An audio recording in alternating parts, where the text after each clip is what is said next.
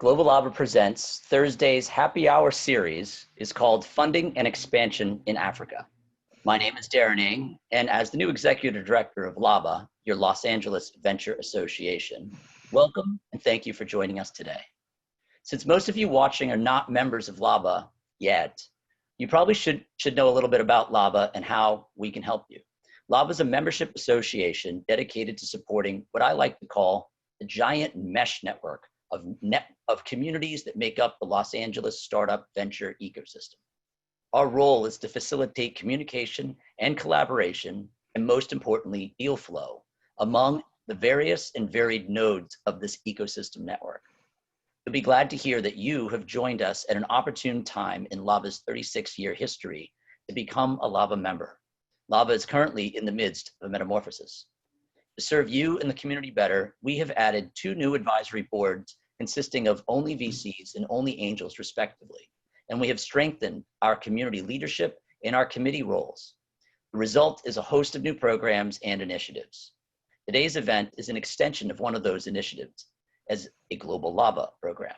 And while Global Lava has quite a history, our new Global Lava committee co-chairs, Michael McClune and Sharon Raybinder, have developed quite a roster of upcoming events by deploying this new approach. I welcome you to reach out to me, Michael, or Sharon to learn more about ways you can get involved or benefit from membership or sponsorship to LAVA. But for now, in the interest of time, I'll get to introducing Michael and Sharon. Michael will be our host for today's event, and he can introduce the rest of our guests. So without further ado, I will bring Michael back online here.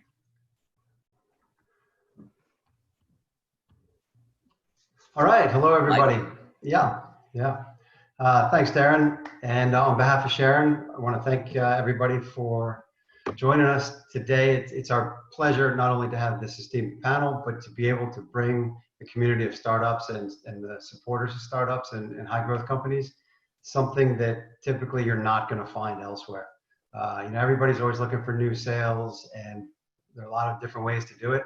Now we find ourselves, in particular today, what was it, 32.9%? Our economy just went down this quarter. Everybody's looking to replace sales. And so today we want to move up the topic of Africa through our Thursday happy hour, slate of events, because 7 out of the 10 fastest growing global economies are in Africa. And there's 1 billion consumers there. So we're excited to be able to walk you through, via our panelists, the expertise of how and where to find the public sector, the fundings and the grants and the support services and the initiatives, and then how to implement them here. And then we have the panelists to help deploy everything that you learn here on continent. And then parallel to all that, we're going to do a real life exercise with Shakira of how to use South Africa as an anecdotal example, as the gateway to the entire continent and those other 7 fastest growing markets in the world and 1 billion customers. So we have amazing panelists that I'll have our moderator, Brionne, introduce in a second. So I think the big thing to take away is, as we go through this, is the profits tremendously outweigh the risks when doing business in Africa and with Africa. I was on a panel this morning on East Africa, and they were talking about Ethiopia. Ethiopia has 100 million people. So if you add up California and Texas and New York and Florida, you have basically the population of Ethiopia.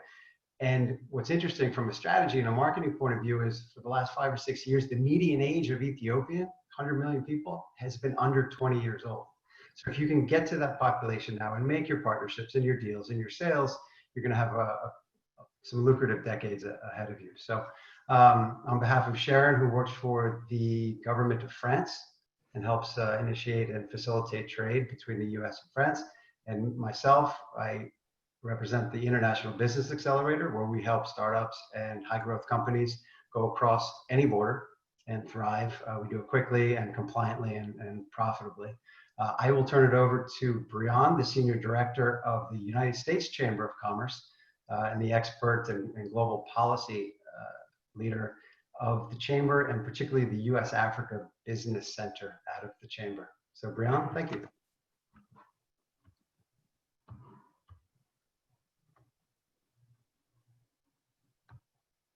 You're muted, Brionne. Thank you.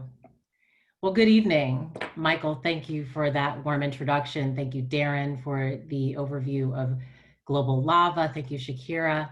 I am delighted to be joined. My name is Brionne, as was introduced, with the U.S. Africa Business Center at the U.S. Chamber of Commerce, and we share the enthusiasm that Michael conveyed with 7 of the 10 fastest growing economies on the African continent.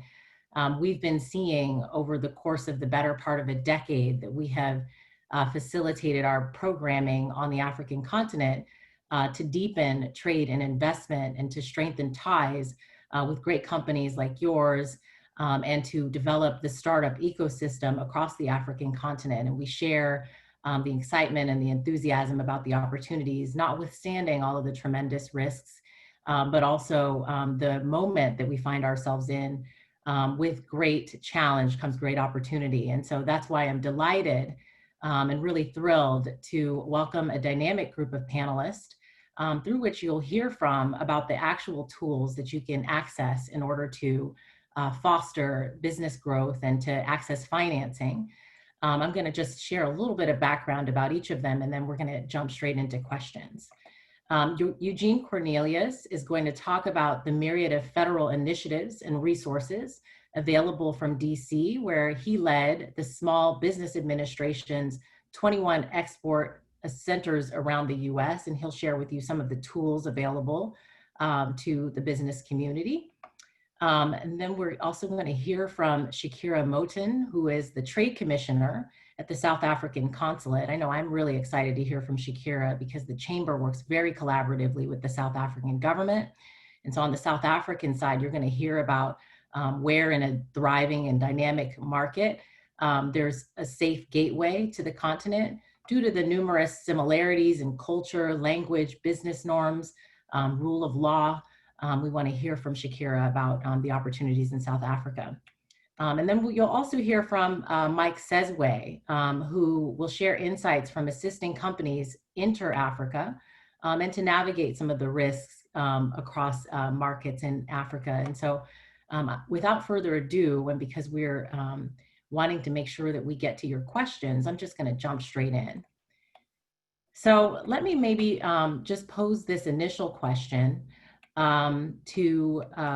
let's start with Eugene here. What is the best way for a US startup to quickly and safely expand into the African market? And as you think about that, what needs to be in place domestically? And then what needs to be in place in Africa? Eugene?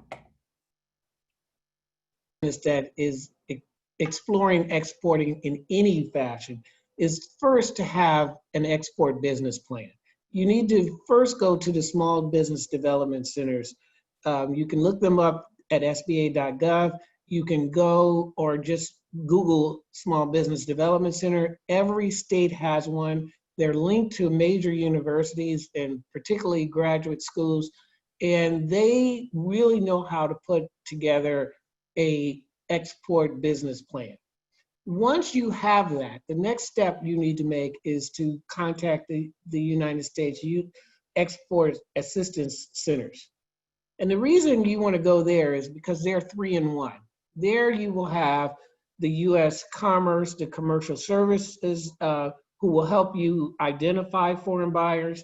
You will have the SBA that will help you finance your sales in a foreign market. And you will have Exim Bank that will help foreign buyers finance buying your product and also giving you and them credit insurance. Those are key things that stop people from getting into the market and really prepare people for commercials.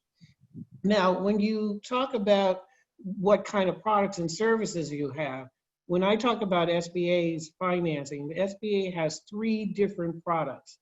And those products really work for the whole life cycle of you, from walking in the door, never doing any exporting, to being the most advanced exporter that you could possibly be.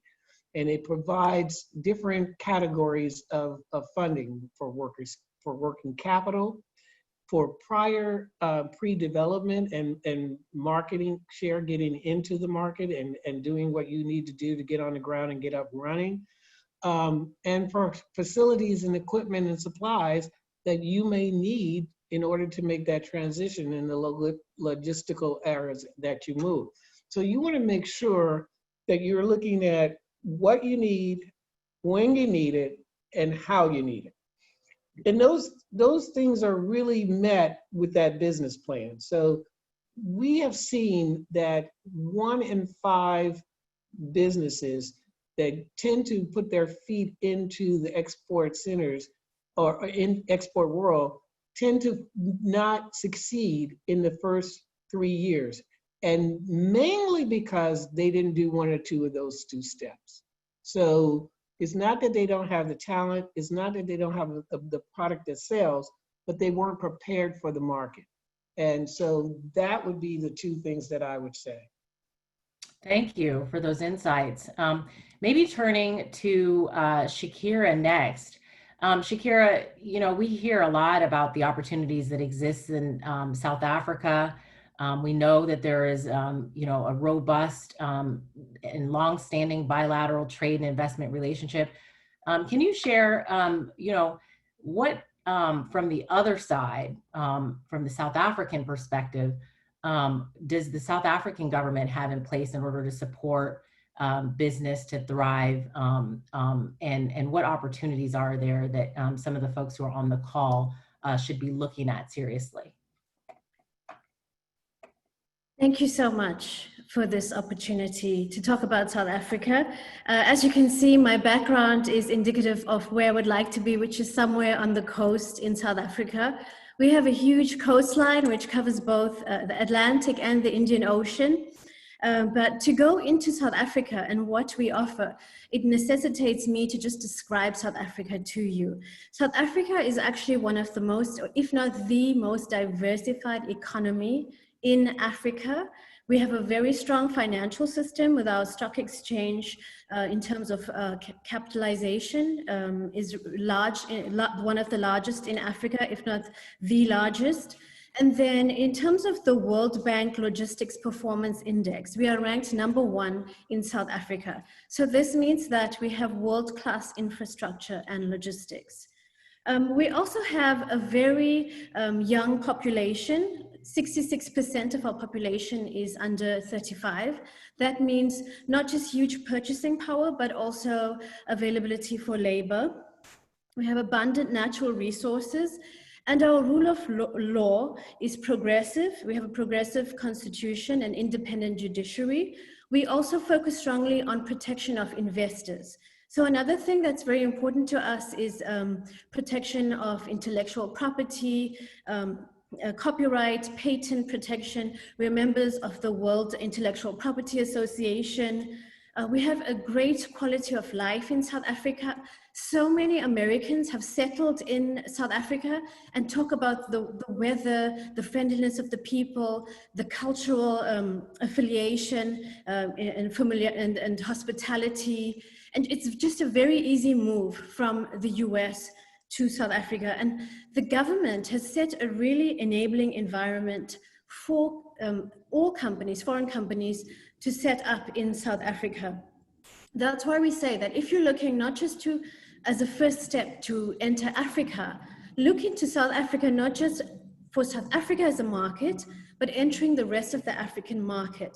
If you look at South Africa's presence on the African continent, we have major South African companies in pharmaceuticals, healthcare, financial services, and retail, who actually are so well integrated into the region that they're the best who can advise and support further joint ventures into the rest of Africa. We regard them as African pioneers. And another mechanism that the South African government has implemented is that in 2016, my Commerce Ministry has started a division called Trade and Investment Africa. And the primary focus of this division is to focus on increasing intra-African trade and to work on the economic strategy for more integration between South Africa and the rest of Africa. And there's a host of financial incentives and non-financial support that we offer 2 companies partnering with South Africa to enter into those markets. And I just have to talk about 2 other very important aspects in terms of market access. The one is the African Growth and Opportunities Act. This covers over 7,000 tariff lines and allows entry of goods into the US from many African countries duty-free. And it covers chemicals, pharmaceuticals, the automotive sector, capital equipment, clothing, textile, footwear, leather, agro-processing and agriculture. And that's huge. That's really huge. We think a great benefit that you won't be able to get from other regions. And then the last bit that I would love to touch on is the African Continental Free Trade Agreement. This is massive. This is the largest grouping of countries since the World Trade Organization. It includes 54 countries. And there's a plan eventually for the free and ease of movement of goods, services, and people. So one of the major challenges in Africa is that we weren't trading enough with each other. So African countries have decided to come together and see how we can address those challenges. And it's a huge opportunity for American companies, just phenomenal in terms of accessing every different African market and getting a foot into South Africa. So thank you. Thank you, Shakira. One of the things that we pay attention to in our bilateral relationship at the Chamber in South Africa is also the deep investment that's been made in the one-stop shop. And the facilitation that's been done and the great work at the Department of Trade and Industry to really smooth the path for US business to enter the South African market. We estimate about 600 companies, American companies, are already doing business, and that creates a foothold and an opportunity for more business to thrive, and we'd like to see that expand. One more thing. Yes, so you mentioned trade and investment South Africa. So what we've also done is we've located them in every state, in every province in South Africa, so that there's ease of assistance with easing all of the bottlenecks and support and aftercare facilitation. And we've been ranked globally as one of the best performing in terms of the investment facilitation. Thank you. Thank you. And putting that enabling regulatory environment in place and ensuring that support exists all over the country is absolutely critical, as we've heard from many of our business members. So Mike, turning to you, you've helped smooth the path for companies to enter Africa, and you have a lot of on-the-ground experience through your consulting and advisory support. So what do you think needs to be in place in order for business to thrive, and what are some sort of nuggets that you can share from some of your experiences doing business on the continent? Thank you very much for having me. Actually, just like my colleagues Eugene and Shakira mentioned, being a part of those programs here in the U.S. and having the backing of the United States, government to a certain extent, as you enter the markets is very big. But 2 things that can't be missed when you're going into African markets. One is relationships. Business is still across the continent, or is still built on relationships. So you, as the potential exporter, would still need to build those relationships and have your face being recognized as being part of that product. Of course, you need to decide where in the value chain that you want to be a part of, whether you want to sell, put it on the ship and then say, farewell, I'll get my return sometime later, or do you want to be a part of actually getting your product onto the shelves or into the marketplaces to serve the actual marketplace in Africa? The second thing I want to mention is local context. That sometimes some products, they struggles to convert itself from a marketing standpoint from the global north countries to possibly a global south context. Making sure that your products are built for the market that you're entering into. That is something that my consulting firm, Global South by South, that we work towards, that we help our clients to make sure that their products are one that can be received well in the market that they're trying to choose to go into. So I would just say those 2 things, local context and making sure that relationship stays number 1, will help you tremendously as you enter the African markets. Great. That's excellent guidance and really sets us up nicely for a robust set of questions. And I already see some coming into the chat box. But before getting to that, Eugene, you started talking about the various tools that are available, and we know that there's been a scaling up of many of the use of those tools through the US government's Prosper Africa initiative. Can you just kind of get down into the brass tacks on the financing side? What are some of the common pitfalls that you see with some of the companies that are accessing those tools, and how would you navigate around some of those common pitfalls? That's an excellent question. And one of the key things that we see is that the small business is not prepared or educated to speak the language of the financer. And that's why an export business plan is different than your general business plan. And you really need to not only get it done, and some people will go out and pay to get it done and then not even read it themselves. You better know that better than you know your name. And that will kill you more than anything. The other thing is when you're dealing with countries, you need to go to Exim Bank. Exim Bank has a scale and it has the various risk factors that you're playing in, from sovereignty to money, liquidity, and all the things that really transactions that you don't necessarily think about when you're dealing domestically, or even when you're dealing in North America with China and Mexico. Canada and Mexico. So you may want to look at that when you are looking at how solid is their currency? How do I get paid? What is the time duration of that? Is it on a 90-day account receivable or account payable situation? Those things you should know. And believe it or not, Exim Bank, the U.S. Exim Bank has a scale. It has a chart that will help you navigate that as well. But when you get into the finances, you need to really understand your use of sources of funds. People tend to just say, I need debt, or I need to take on debt, and you may not need to take on debt. First of all, you need to ask your question. How much debt can I carry? And how much do I need debt, or do I need equity? And if you need debt, what is the guarantees? What do I have? Do I have low management experience and background among my subject matter experts? They may be subject matter experts, but do they know management and business acumen? Do I have the collateral for these loans? Do I have what it takes for the duration of repayment in my cash flow?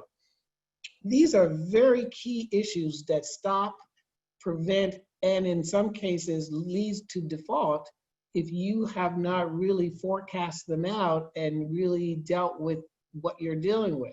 And that's why SBA has 3 different loans, and SBA provides in the international market a 90% guarantee versus its regular 75 to 80% guarantee, which is very valuable. You want to make sure that you have that kind of guarantee going into the door.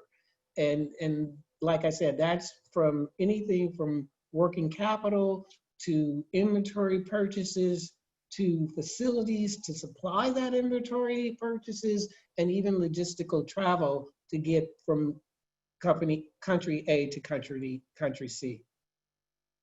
That's excellent. Well, we've talked, and Mike, you brought up the important point of also building relationships, and we know that is critical. So can you talk a little bit about, the tactical tools and tips for selecting the right partners, identifying the right partners, putting the proper financing plans in place to structure deals? What are some of the kind of recommended best practices? Mike, you're on mute. You're on mute. Yeah. Still on mute, Mike.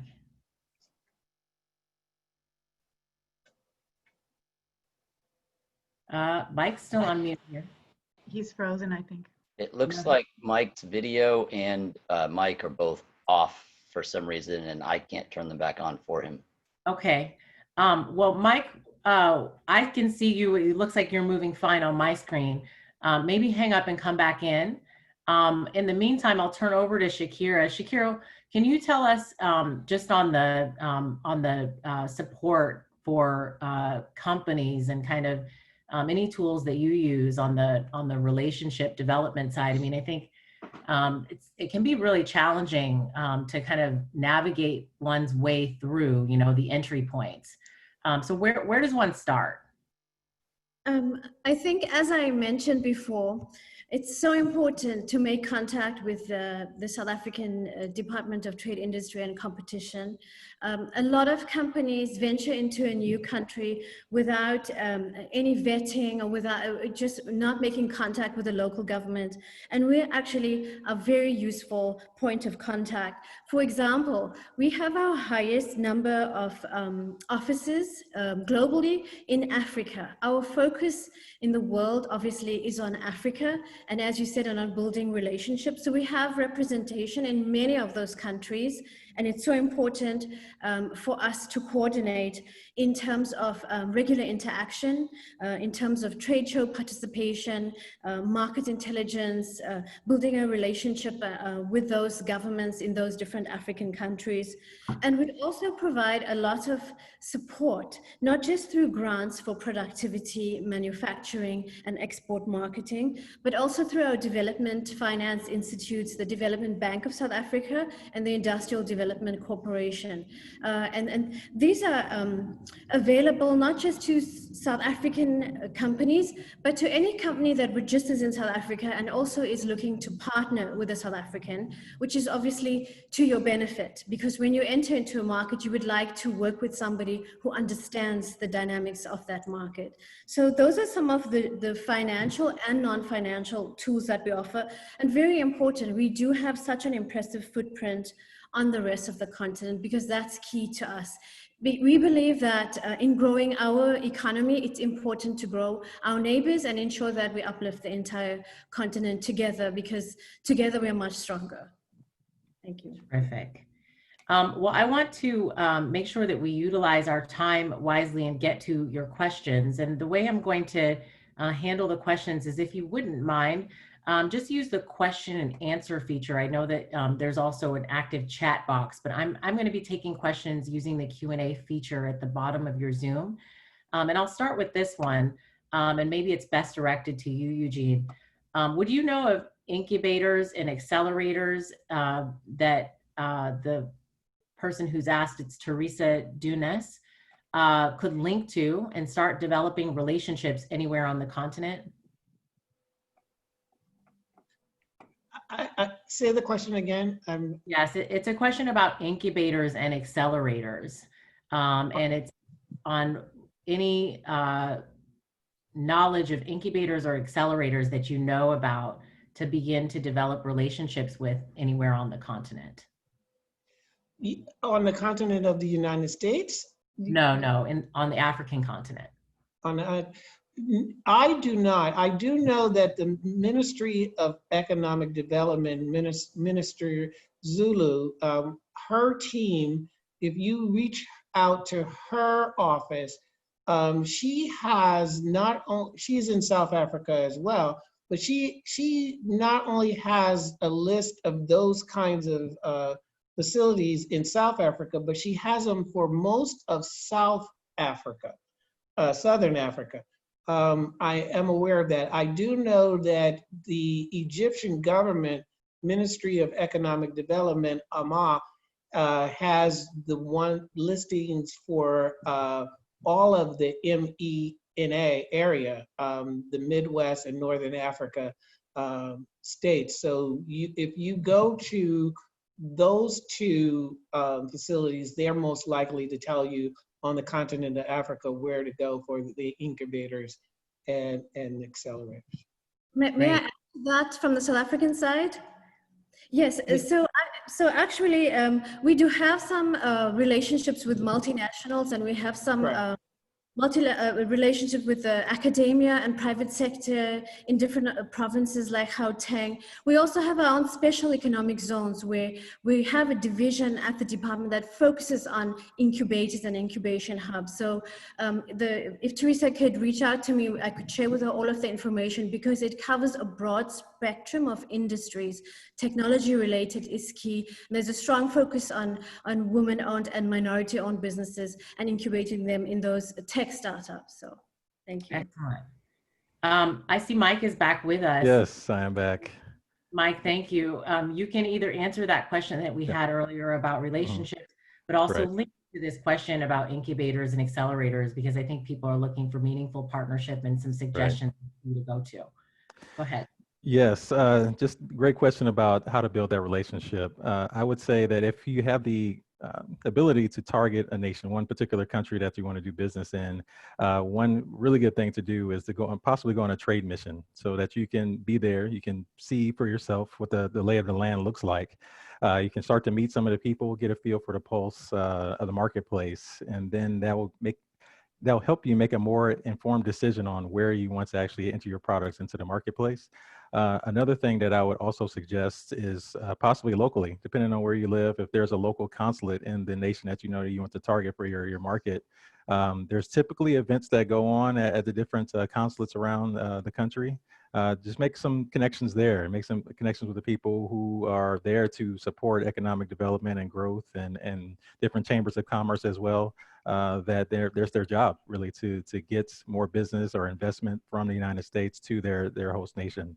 So definitely I would say do those two things. That would be most helpful. Yeah, let me add to that, because Mike, you raise a good point. And for those who need resources, there is what we call the STEP grant. And the SBA gives out the STEP grant to states. And if you go to your directors of economic development in your state, you will find that they will provide assistance, monetary assistance for trade missions, and they will host, in some cases, trade missions, depending on the industry and depending on the type of service you have. So before you go out there, make sure you're exploring all the resources that are available to you. SBA put out over $44 million just for this particular effort to over 30 states that participate in this program.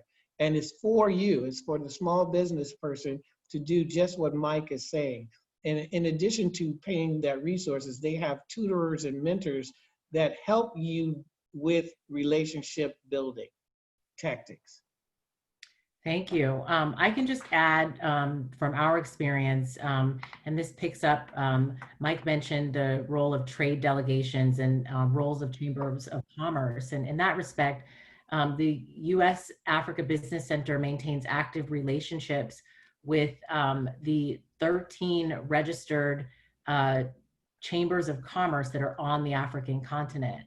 And I think that when you assess opportunities and relationships and do an ecosystem analysis and determine it really starts with determining which country you want to enter. And making a determination about the country that you want to enter should be staked on whatever product, service you are, exporting, or what you're looking to distribute in country. And in that respect, we can support through our AmChams the opportunities and also help you gain market intelligence to better understand what the landscape looks like for your product or service to scale in that market. An often overlooked resource in country. On the US side, there are trade specialists in over 100 cities across the United States. You should start by checking with the trade specialists. They can help you develop your export assistance strategy. And also just with respect to, the ecosystem for digital services and the regulatory environment, we know that countries that are at the forefront of digital transformation have a regulatory environment that enables that kind of growth.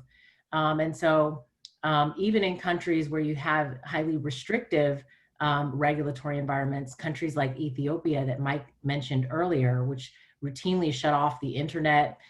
There have been some very successful examples like Blue Moon, that is an incubator in Ethiopia that actually is helping to facilitate the ecosystem development, notwithstanding some pretty significant constraints.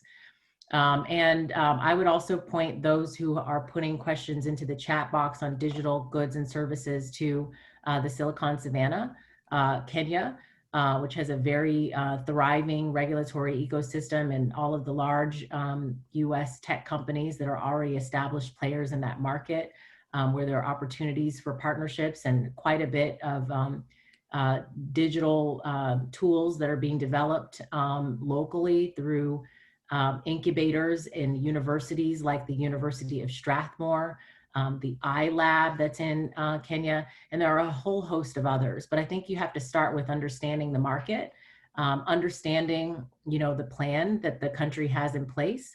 We know that South Africa, for example, has a very robust digital transformation agenda.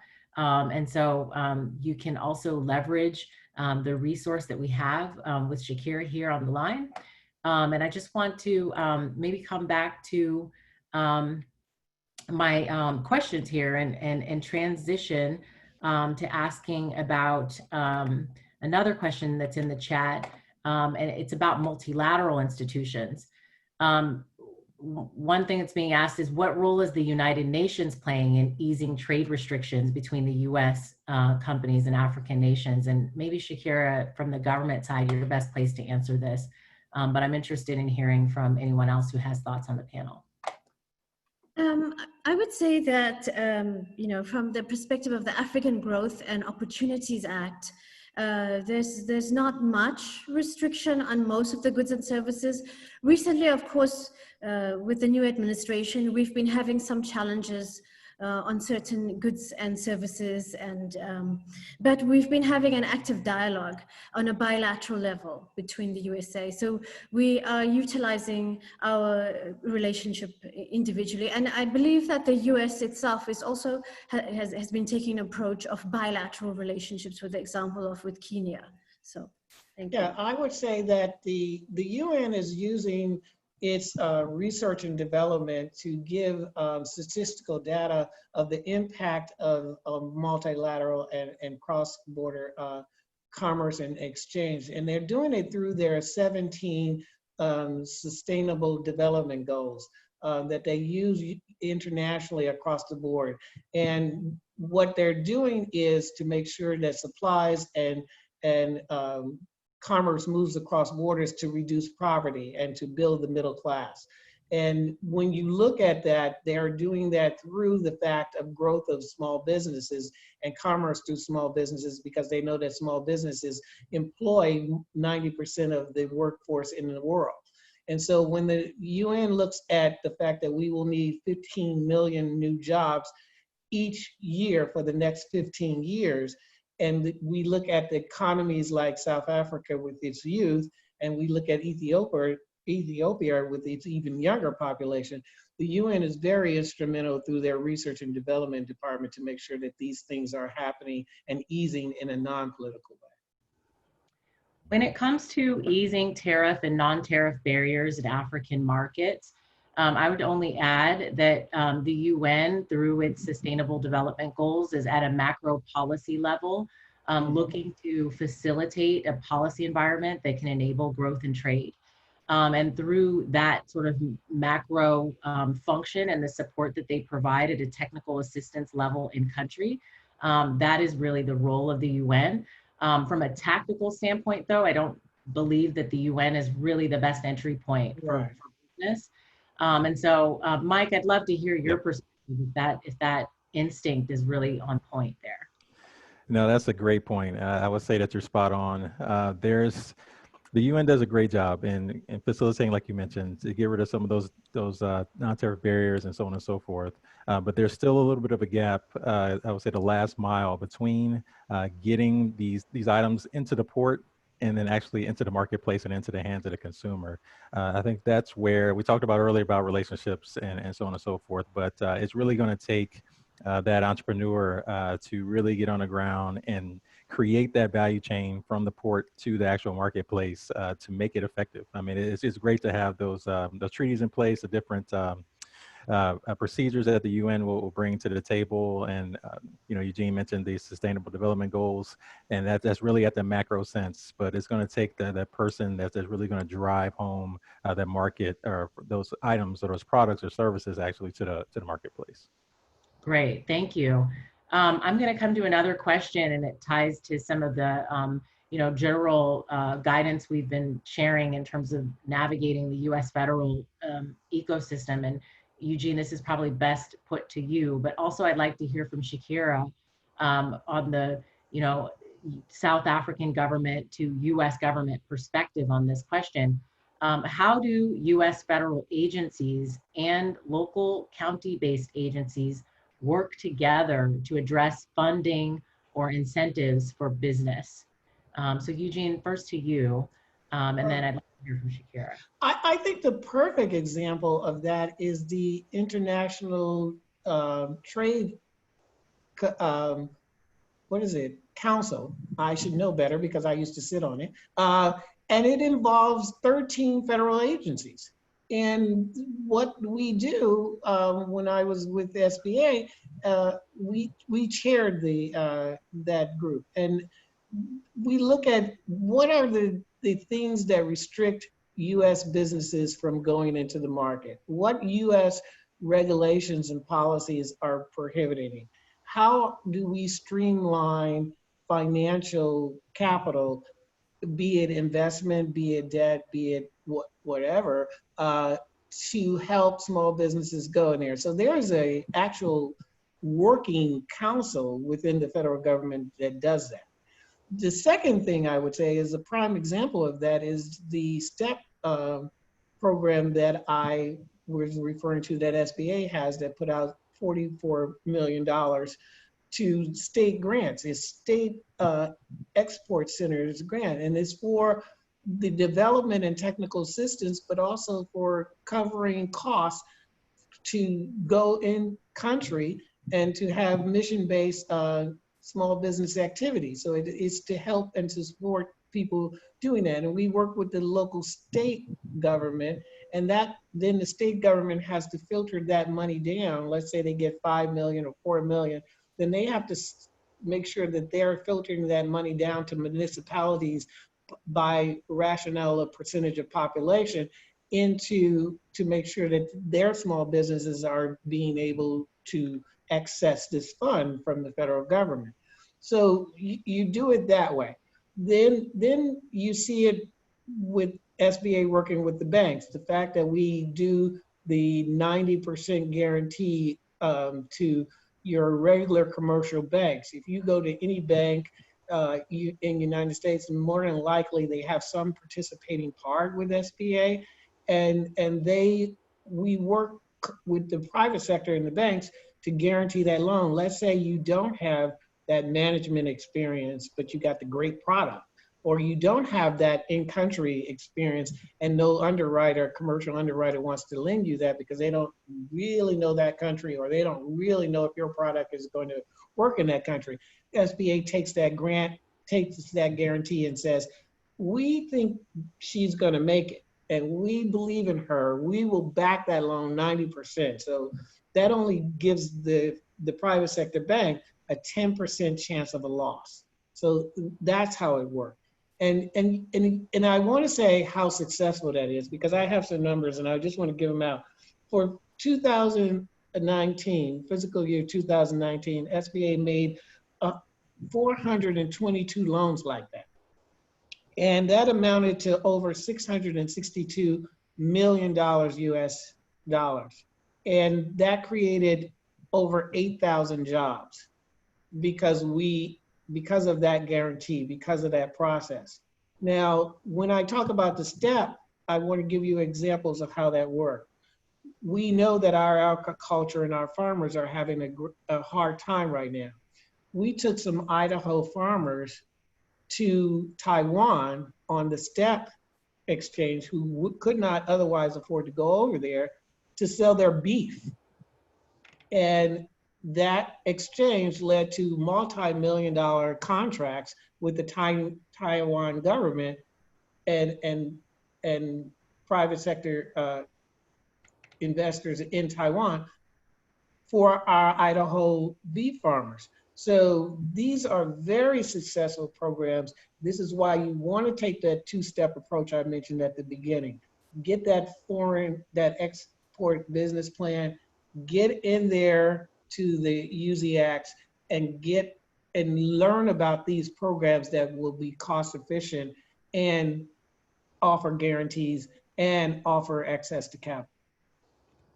Excellent. Well, we're coming to the end of our program, but before we do, I want to make sure that each of our panelists have an opportunity to share at least one recommendation or point that they'd like to just drive home for all of our panelists. So I'm going to rapid fire, beginning with Shakira. Thank you. Well, I think the most important thing is to please stay in touch with us and please be in contact. We have a lot of financial and non-financial support that we can offer for those companies that are looking to partner with South Africa. We have a host of incentives covering different industries, and we do work closely together on a state level with the different provinces. And we actually have regular interactions in terms of meetings with the different trade and investment promotion agencies in order to ensure that we coordinate our activities, not just on the national level, but in terms of abroad as well. And we found many successes, including hosting American delegations in South Africa to look at opportunities for collaboration. Thank you. Thank you, Shakira. As a 5-year resident of South Africa, I can absolutely say that I enjoyed my time there and was very impressed by all of the numerous opportunities and applaud the work that you're doing.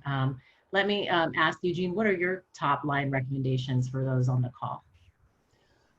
I would say as United States citizens and taxpayers, you should take advantage of the available resources your tax dollars has provided you. You should not try to reinvent the wheel. You should not go in without the knowledge, experience, and the backing that is already there to support you. You should take full advantage of that, and you should use that fear of walking into another domain, a new market, and really use it as a channel to push your innovation, because that's what you do. Excellent. And Mike, over to you. Yeah, I would say that the demand is definitely there. I mean, the market is growing, just like my colleagues mentioned at the very beginning. Just don't let some negative things that you hear make you shy away from the opportunity. If you're interested in doing it, you can do it. There are people out there, organizations similar to my own, Global South by South, that can help you get your products from the United States into the African markets. I would just say, just be smart about it. There may be some capacity building that you have to do, but trust me, it'll be well worth it. Excellent. And I'm just going to conclude by sharing where we started, that there's tremendous opportunity across the African continent. Know the market, know your customer, understand the risks, recognize that there's often more perceived risks than actual risks.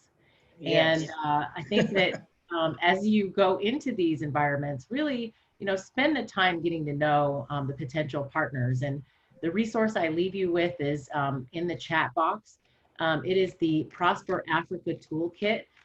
It has a suite of different U.S. government tools to support trade and investment across the entire value chain of different products and services and government technical assistance and capacity building, whether it's on deal structuring, deal evaluation, feasibility studies, financing, whatever your need is, there's likely a tool in the Prosper Africa Toolkit that can also help to enable your business to grow and to thrive.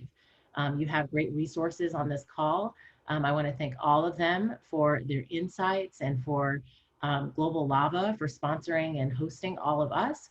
And we wish you all of the best of luck as you seek to thrive on the African continent. Thank you.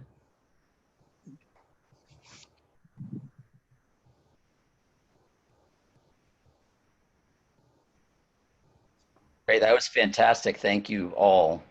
Michael, thank you for setting this up today. Are you back?